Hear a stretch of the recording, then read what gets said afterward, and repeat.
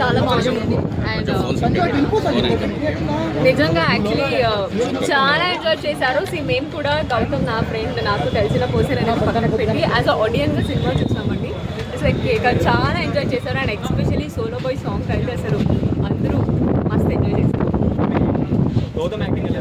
చాలా బాగుంది అసలు నిజంగా.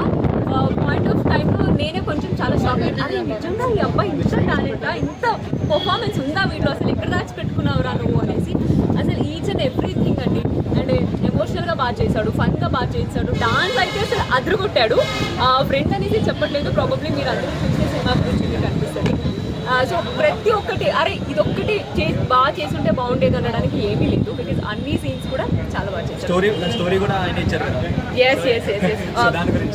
సో ఏంటంటే ఇక్కడ గౌతమ్ చూసేటట్టు అయితే మనం మల్టీ టాలెంట్ వాడు, చాలా అన్నీ తనే చేసుకున్నాడు. అండ్ డెఫినెట్లీ ఒక మాట ఇక్కడ గుర్తుకొస్తుంది ఏంటంటే హార్డ్ వర్క్ చేస్తే డెఫినెట్లీ ఏదో ఒక రోజు రిజల్ట్ అంటారు కదా. సో ఇది అండ్ ఇది కనుక సినిమా సక్సెస్ కొడితే ఇది వాడు హార్డ్ వర్క్ ఒక సక్సెస్ అనమాట. డెఫినెట్లీ ఒకటే రిక్వెస్ట్ ఏంటంటే సినిమాని వచ్చి థియేటర్లో చూడండి. బికాజ్ చిన్న సినిమా అరే తెలిసిన వాడు కాదు కదా అనేసి మనం ఎక్కడో ఒక చోట కొన్ని సందర్భాల్లో అరే అలా లైట్ తీసుకుంటాము, కానీ అది కాదు. ఏంటంటే ప్రతి ఒక్కరికి ఎంకరేజ్ చేయాలి. కొన్నిసార్లు అరే మంచి సినిమాని మిస్ అవుతాము. సో ఇంట్లో కూర్చొని చూడడం వేరే, థియేటర్లో వచ్చి ఎంజాయ్ చేసి చూడడం వేరే. సో కాబట్టి ఈ ఒక్క టైంని ఎంజాయ్ చేయండి, ఫ్యామిలీతో వచ్చి హ్యాపీగా సినిమా చూడటం. ఎందుకంటే ఇది ఒక మంచి ఫ్యామిలీ ఓరియంటెడ్ సినిమా అనొచ్చు. So please do come and watch Solo bye.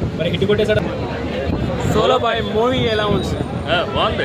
మేమే ప్రొడ్యూసర్గా మా సినిమా మీకు మాకు బాగుంటాం కదా, జనాలందరూ బాగుందని చెప్తున్నారు. Very happy, positive. ఇది ఫీల్ గుడ్ మూవీ అని చెప్తున్నారు అందరూ వచ్చి బయట, చాలా ఫీల్ అయింది అని. పాజిటివ్ టాక్లో ఉంది. వెరీ హ్యాపీ, ఆడియన్స్ అందరికీ నచ్చింది. గౌతమ్కి కూడా చాలా అప్రిసియేషన్. బిగ్ బాస్ నుంచి వచ్చి మంచి సినిమా అండి.